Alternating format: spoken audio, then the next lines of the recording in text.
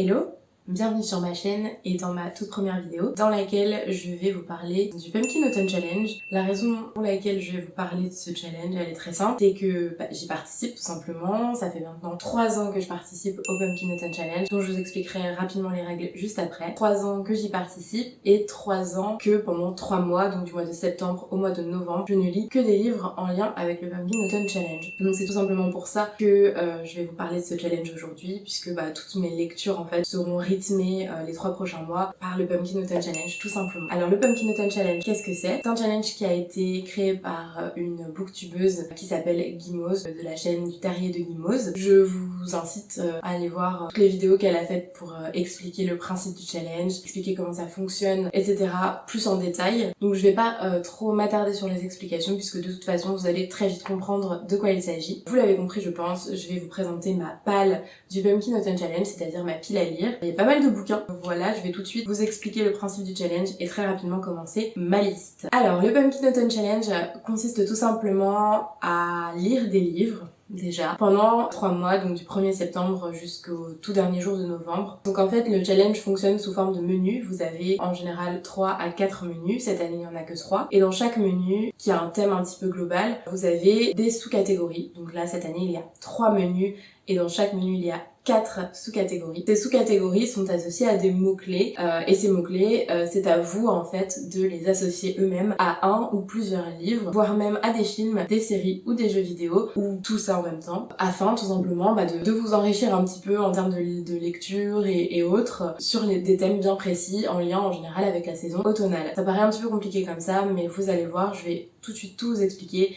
et ça va paraître beaucoup plus simple. Alors on va tout de suite commencer. Donc le premier menu s'intitule Automne frissonnant et on va passer donc à la première sous-catégorie qui s'intitule Je suis Médée, vieux crocodile. Les mots-clés qui y sont associés sont trahison, thriller, policier, épouvante, horreur, bref vous l'avez compris, des mots-clés plutôt axés sur le côté un peu halloweenesque de l'automne. Donc pour cette première sous-catégorie, j'ai choisi de lire 2 livres. Le premier s'intitule Juste avant le crépuscule et il est écrit par Stephen King. Ce premier livre, je vais le lire en format liseuse, donc en format dématérialisé. Ce n'est pas ma liseuse, mais celle de mon copain, mais je lui pique pour pouvoir lire ce livre-là. C'est le seul livre que je vais lire du Pumpkin Autumn Challenge en format dématérialisé. Tous les autres seront en format papier, mais voilà. J'avais très envie de lire ce livre-là. Donc, Juste avant le crépuscule, c'est un recueil de nouvelles de Stephen King. C'est maintenant le 2e recueil de nouvelles que je lis de lui. J'ai lu, il y a à peu près 1 an ou 2, Le Bazar des mauvais rêves, que j'avais adoré parce que je trouve que la plume de Stephen King se prête merveilleusement bien au format de nouvelle en fait, puisque comme il écrit des choses un petit peu horrifiques, un peu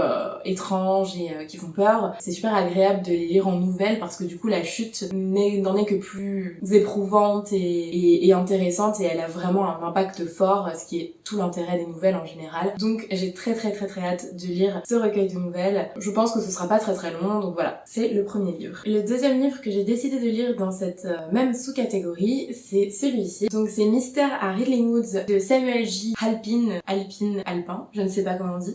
Donc voilà, c'est un livre qui a été édité chez Pocket Jeunesse et j'ai vraiment trop craqué sur la couverture qui est donc dans les tons violet, vert et noir, donc c'est très joli. Et en fait qui est un livre adressé du coup aux très jeunes puisque c'est écrit à partir de 10 ans. Donc c'est vraiment de la pure jeunesse. Et en fait ce qui m'a beaucoup intriguée dans ce bouquin-là, c'est que c'est un policier, un peu thriller, mais pour les enfants. Donc j'étais hyper intriguée par ça. Donc bien sûr j'ai lu la 4e de couverture, je sais de quoi ça parle, mais je dois vous avouer que je ne sais pas vraiment à quoi m'attendre. Je verrai bien. En tout cas j'ai très hâte de lire car je suis très intriguée par ce type de lecture là. La deuxième sous-catégorie s'intitule Les chimères de la Sylve Rouge et les mots-clés qui lui sont associés sont gothique, vampire, créature de la nuit. Donc je dois vous avouer que moi les histoires de vampires c'est pas trop mon truc. Je sais que ça plaît beaucoup en général, mais vraiment j'ai un peu de mal avec ce genre de livre. Donc au début j'étais un peu déprimée quand j'ai vu cette catégorie et je me suis rappelé qu'en fait créature de la nuit c'était pas uniquement les vampires et qu'il y avait plein d'autres choses. J'ai donc décidé de lire ça de Stephen King. Alors là c'est un coffret avec le premier et le 2e tome qui m'ont été offerts donc par mon copain à Noël dernier, mais moi je ne vais lire que le premier tome. Voilà, j'essaie de vous l'ouvrir. Voilà, donc moi je ne vais lire que le premier tome qui ressemble à ça.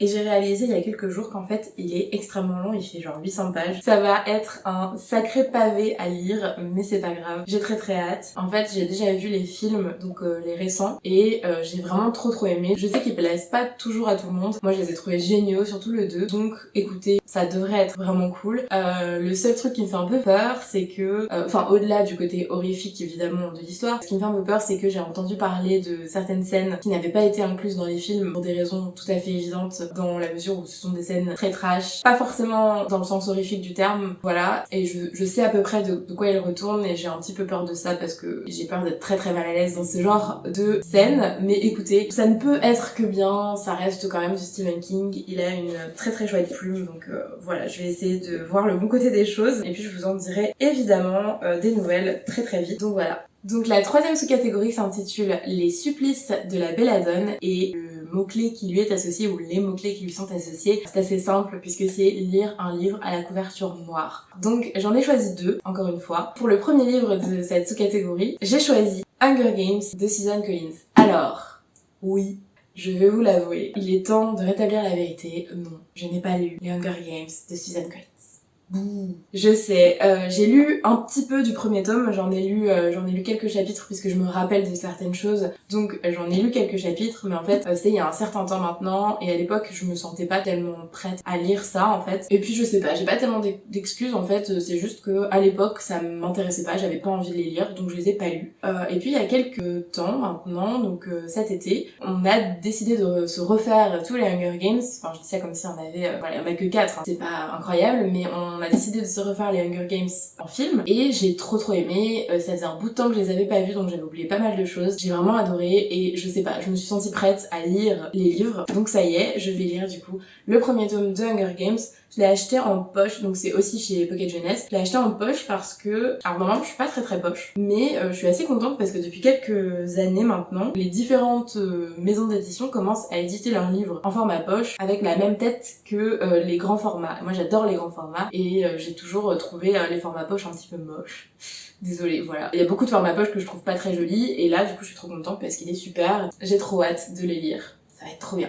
Le second livre, toujours de la même catégorie, que j'ai décidé de lire avec une couverture noire, eh bien c'est La 5e vague de Rick Yancey. Donc c'est le tome 2, c'est La mer infinie. Oui je sais, c'est un peu plus bleu que noir, mais ça passe. Là je vous avoue qu'en fait ce livre-là je le lis plus pour écouler ma palle, puisque je l'ai déjà depuis un petit moment dans ma pile à lire. Le premier tome j'ai lu il y a tellement longtemps, je dirais 3 ou 4 ans. Je suis plus trop sûre de me rappeler de ce qui se passe, donc j'ai un petit peu peur d'entamer le tome 2 sans trop me rappeler. Je vais essayer de chercher des résumés, que j'ai pas trop envie de me refaire le premier tome. Mais dans mon souvenir, j'avais vraiment adoré cette histoire. Je l'avais trouvée très bien écrite. Donc écoutez, voilà, un petit poche encore une fois, j'ai très hâte. La quatrième et dernière sous-catégorie de ce premier menu s'intitule Esprit es-tu là? Les mots-clés qui lui sont associés sont donc fantôme, fantôme du passé, histoire de famille, historique, classique. Pour cette sous-catégorie, j'ai donc décidé de lire encore une fois 2 livres, mais vous allez voir, il y en a déjà un que j'ai terminé en fait, donc ça va, et le deuxième, je suis en train de le finir. Tout va bien. Le premier livre de cette sous-catégorie, on ne le présente plus. Il s'agit du tome 3 de La Passe Miroir de Christelle Dabos. Donc c'est la mémoire de Babel. J'ai beaucoup de choses à dire sur La Passe Miroir. Je vais pas trop m'étaler dans cette vidéo parce que sinon elle va durer 1h30. Je sais pas encore si je vais m'étaler non plus lorsque je ferai ma vidéo à la fin du Pumpkin Autumn Challenge. Je vais y réfléchir, voir si je ne ferai pas carrément une vidéo sur La Passe Miroir. Voilà, je sais que c'est un phénomène dans la communauté booktube et en général dans la communauté des lecteurs.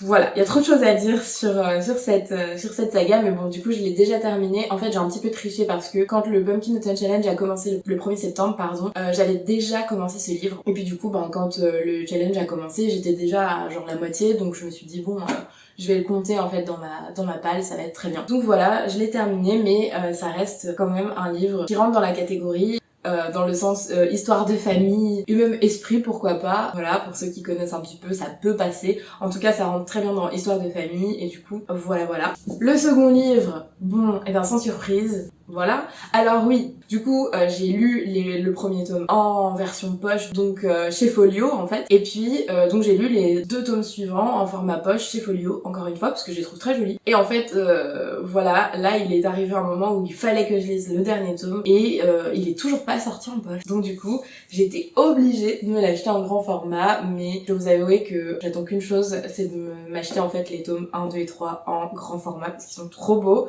Mais voilà, du coup, le deuxième livre de cette catégorie, eh bien c'est le 4e et dernier tome de La Passe Miroir de Christelle Dabos, donc qui s'intitule La Tempête des Échos. Je l'ai déjà bien entamé, je pense que je vais pas tarder à le terminer, j'en suis à la page 329 et il y a 565 pages, donc il me reste un petit 200 pages à lire, donc ça se fait assez rapidement. Je vous avoue qu'en fait j'ai un peu traîné ces derniers temps, j'ai eu plein de trucs à faire et du coup j'ai pas trop eu le temps de lire, donc là vous allez vous dire la meuf elle traîne de ouf, elle a lu un livre et demi sur sa palle de 14 bouquins. Mais vous inquiétez pas, je vais rattraper mon retard. Donc voilà, ce livre, il y aurait trop de choses à dire. Il y aurait trop de choses à dire, mais un bijou, et puis voilà. Du coup, j'ai très très hâte de le finir et de savoir ce qui se passe à la fin de l'histoire. Ouh. On passe maintenant au deuxième menu qui s'intitule Automne, douceur de vivre. La première sous-catégorie de ce menu s'appelle Il fait un temps épouvantail et les mots-clés qui lui sont associés sont Halloween, sa main, automne. Au début j'ai trop galéré, je crois que c'est le dernier titre qui me restait quand j'ai élaboré ma palle pour ce challenge. C'était le dernier truc qui me manquait, j'avais tout rempli, j'avais plein d'idées et tout ça, c'était le bazar, mais j'avais globalement tout rempli. Et le seul que je n'arrivais pas à remplir, c'était cette catégorie-là en fait. Parce que des livres sur Halloween,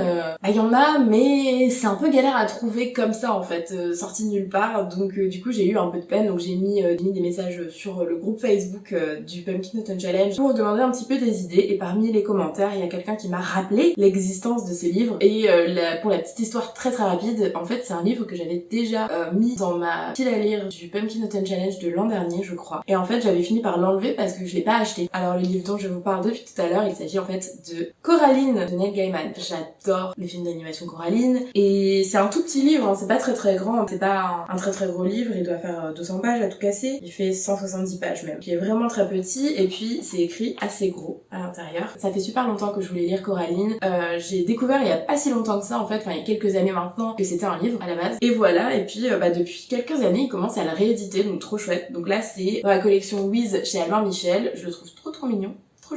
Et j'ai super hâte de le lire, il est magnifique, trop hâte. Pour moi c'est l'automne, après il y a des gens qui diront que c'est plutôt l'hiver, mais on va dire que ça rentre dans la catégorie. Voilà. La deuxième sous-catégorie de ce menu s'intitule Siroter un chocolat chaud à la cannelle sous les saules. Je crois qu'il y a à la cannelle dans l'histoire, mais vous l'avez. Et les mots-clés qui lui sont associés sont anthropomorphisme, enfance, feel good, cocooning. Le livre que j'ai choisi pour cette sous-catégorie s'intitule Le Château de Hurle de Diana Owain Jones. Je connais pas cette maison d'édition, tiens. C'est édité chez Roman Inis. Je connaissais pas du tout, incroyable. Donc voilà, c'est un magnifique bouquin, et pour ceux qui n'auraient pas la ref, il s'agit en fait du livre qui a inspiré le film d'animation des studios Ghibli d'Hayao Miyazaki qui s'intitule Le Château Ambulant. Il faut savoir que Le Château Ambulant, c'est mon Ghibli préféré. J'ai appris pareil il y a quelques années que c'était un livre à la base, et ça m'a juste retourné le cerveau quand je l'ai su. Et voilà, regardez ce bijou. Il est incroyable. Et j'ai trop hâte, et il a l'air juste trop bien. En plus, il y a des illustrations à l'intérieur. Je viens de me rendre compte qu'en fait j'ai plein de bouquins avec des illustrations et j'avais même pas vu. Je suis trop heureuse de pouvoir le lire enfin, et donc j'espère que ça va être à la hauteur de mes attentes, mais je suis quasiment certaine que ça le sera. La troisième sous-catégorie de ce menu s'intitule Fais finir ton assiette, sinon pas de piécettes. Les mots-clés qui lui sont associés, il y en a beaucoup. Créatures légendaires et fantastiques, petit peuple, féerie, contes et légendes, mythes, voilà. C'est une catégorie qui est très large. Et pour cette sous-catégorie, j'ai décidé de lire ce livre. Donc il s'agit de L'ombre du golem de Eliot Abécassis et illustré par Benjamin Lacombe. Il faut savoir que je voue un culte à Benjamin Lacombe, qui est un illustrateur. Comment vous dire que ces illustrations sont absolument féeriques, magiques, incroyables. Donc là de toute façon vous pouvez le voir un petit peu sur la couverture. Je vais vous montrer un petit peu le genre d'illustration qu'il fait. Donc là c'est une illustration de paysage. Je vais pas trop vous spoiler le livre non plus. J'essaie de trouver une illustration de personnage. Je vais vous montrer ça. Donc voilà, ça c'est les illustrations un peu personnages que Benjamin Lacombe fait. C'est féerique. J'adore. Moi ça m'envoûte complètement son trait. Et puis l'histoire m'intrigue un petit peu parce qu'en fait il n'y a pas grand chose d'expliqué. Je sais en tout cas que ça parle d'un golem, donc ça passe très bien dans cette catégorie puisque ça va dans créatures fantastiques, mythiques, légendaires, enfin tout ce que vous voulez quoi. Le golem ça rentre dans cette catégorie-là. Le livre est un bijou en lui-même, les dessins m'ont l'air merveilleux, donc je pense que ça va être un super livre, et puis en plus je crois que ça va pas être très très long à lire, ça a l'air d'être un gros album un peu format conte de fées, donc écoutez, j'ai trop hâte. Et d'ailleurs pour ceux qui le voudraient, il est édité chez Flammarion, mais voilà, café. Il va être mignon. Mon pingouin. La quatrième et dernière sous-catégorie de ce second menu s'intitule A Window to the Past et les mots-clés qui lui sont associés sont sorcière, sorcier, magie, SFFF. Alors, SFFF c'est science-fiction, fantasy, fantastique. Voilà, pour ceux qui ne connaissaient pas. Et pour cette sous-catégorie, j'ai choisi de lire donc c'est Sacrée sorcière de Roald Dahl, illustré par Pénélope Bagieux. Je suis hystérique. Faut savoir que j'ai une énorme... Depuis tout à l'heure, j'arrête pas de vous parler de mes énormes passions. En voici une autre. Je suis passionnée par les bandes dessinées et surtout les romans graphiques. J'adore les romans graphiques. Je trouve ça magnifique en tant qu'objet et en plus c'est genre comme des bandes dessinées mais en plus long et du coup le plaisir dure plus longtemps. Donc je suis trop heureuse. Donc évidemment ça rentre dans la catégorie puisque ça parle de sorcière, hein, vous l'aviez. Et j'ai trop hâte. En fait depuis qu'il est sorti, je lorgne dessus. J'aime beaucoup les dessins en général de Pénélope Bagieux et là vraiment je suis trop fan quoi. Donc j'ai trop hâte de le lire. Il faut savoir que je n'ai jamais lu Sacrée sorcière de Roald Dahl donc je ne sais pas du tout de quoi ça va parler. Et c'est pour ça que je suis encore plus enthousiaste à l'idée de lire ce livre. Voilà. Enfin, le dernier menu de ce challenge s'intitule Automne des Enchantresses. La première sous-catégorie s'intitule Le rêve d'Aurore et les mots-clés qui lui sont associés sont LGBTQI+, et militantisme. Ok, j'ai un peu triché. Je vais vous expliquer pourquoi. J'ai vraiment séché sur cette catégorie, je savais pas trop quoi lire. Donc pour cette sous-catégorie, je séchais tellement, je savais pas quoi lire, donc j'ai décidé de relire un livre. J'ai décidé de le relire et je triche encore plus parce que je suis pas certaine que ça rentre à 100% dans la catégorie. Mais j'adore ce livre, j'avais super envie de le relire et puis on va dire que ça y rentre, je vais me justifier pour que ça passe. Donc il s'agit de Tant pis pour l'amour ou Comment j'ai survécu à un manipulateur de Sophie Lambda. Donc c'est encore un roman graphique. Là il y a presque plus que ça, des BD et des romans graphiques, et je l'ai adoré. Ce bouquin, donc j'ai trop hâte de le relire. On va dire que ça rentre dans la catégorie puisque ça parle de pervers narcissiques et de manipulateurs et donc ça parle en quelque sorte d'une forme de violence conjugale, d'une forme de violence dans le couple en tout cas et du coup ça peut rentrer dans les notions de féminisme, etc. En tout cas moi je l'ai ressenti quand j'ai lu cette BD. Si vous n'avez pas encore lu ce roman graphique là, faut savoir qu'il y a une partie BD entre guillemets, donc il y a toute une première partie où elle raconte son histoire en fait, puisque c'est l'histoire de l'autrice, comment elle s'en est sortie globalement, et en fait il y a toute une deuxième partie où elle donne des conseils, où elle théorise un petit peu tout ça, elle utilise des sources etc pour essayer d'instruire en fait les personnes qui liraient ce bouquin pour déjà reconnaître un pervers narcissique, un manipulateur et tout ce genre de personnes là, et du coup voilà. J'ai très hâte de le relire, je l'ai adoré ce livre, donc voilà. La deuxième sous-catégorie de ce dernier menu s'intitule Sarah Bernard, monstre sacré, et les mots-clés qui lui sont associés sont art, dramaturgie, pièce de théâtre. Dans la vidéo de Guimauze, lorsqu'elle présente en fait les menus du Pumpkin Autumn Challenge, elle explique quand elle arrive à cette sous-catégorie que on peut tout à fait lire une bande dessinée par exemple, car ça rentre dans le domaine de l'art puisque c'est du dessin. C'est donc ce que j'ai choisi de faire. Et d'ailleurs, Guimauze a aussi ce bouquin dans sa pile à lire. En fait, c'est elle qui m'a rappelé l'existence de ce livre car j'ai déjà lu ces livres-là quand j'étais beaucoup plus jeune. Il s'agit tout simplement de Bill et Brouillard de Guillaume Bianco. C'est le premier tome qui s'intitule Le don de trouble vue. Je trouvais en plus que ça rentrait d'autant plus dans la catégorie art que c'est un livre qui fait un petit peu aspect ancien comme ça. Et en fait si vous ouvrez le livre un peu à n'importe quelle page, voilà, il se compose un petit peu sous forme de cabinet de curiosité ou vous savez les livres scientifiques à l'ancienne avec des planches scientifiques, et ben ça fait un peu pareil. Donc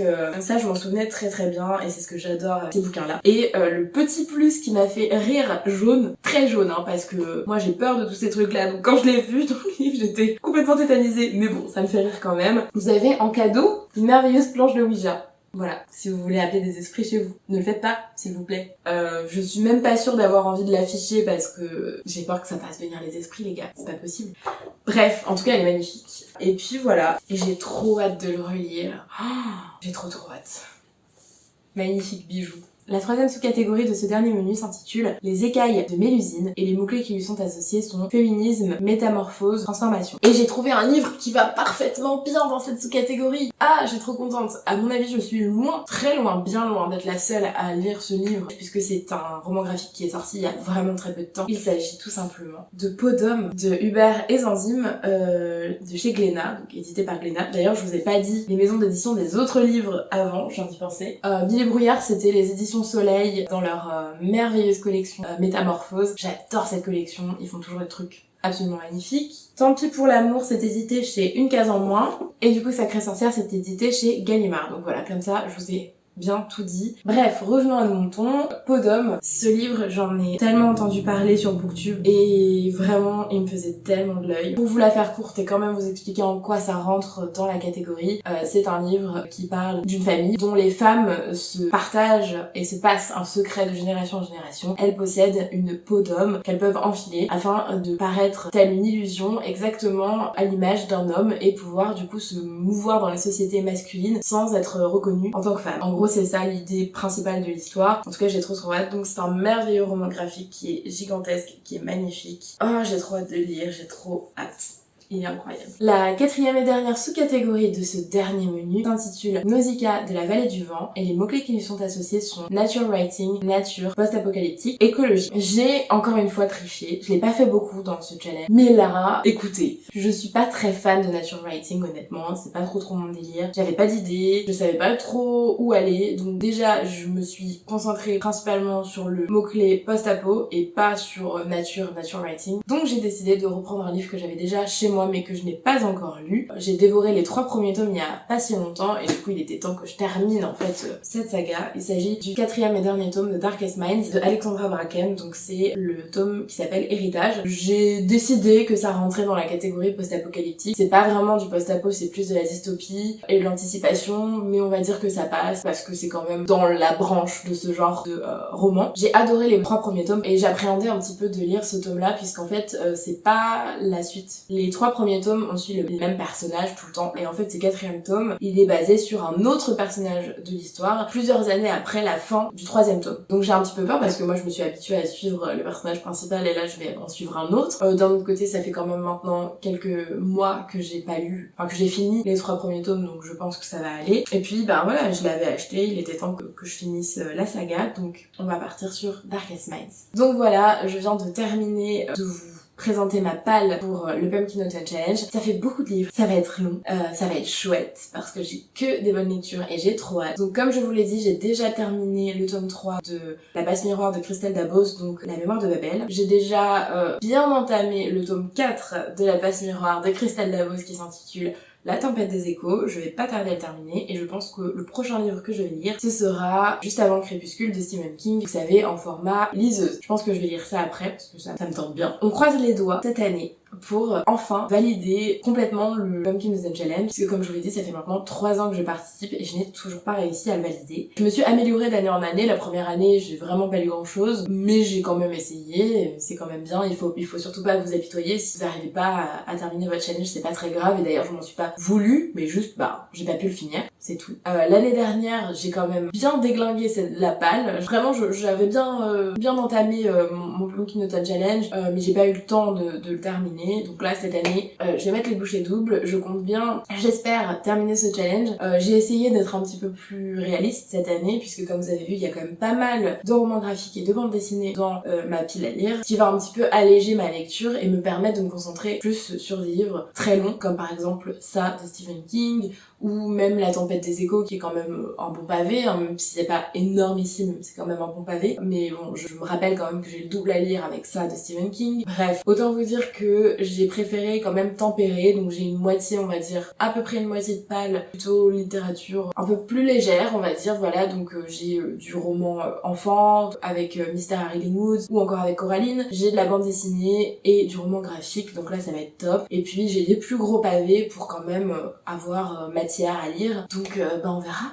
J'espère que ce sera très chouette, j'espère que je vais réussir à terminer ce challenge. Je vous retrouve pour une prochaine vidéo très bientôt. Je vous retrouverai également d'ici 2 mois et demi à peu près, enfin à la fin du mois de novembre, pour la vidéo fin du Pumpkin Autumn Challenge, où là je vais rentrer bien dans les détails de mes lectures, je vais vous donner mon avis sur ce que j'ai lu et je vous dirai si j'ai réussi ou pas à finir mon challenge. Je vous souhaite d'excellentes lectures. J'espère que vous avez apprécié cette vidéo, n'hésitez pas à laisser des petits pouces et voilà, je vous souhaite d'excellentes lectures et je vous dis à bientôt. Bye!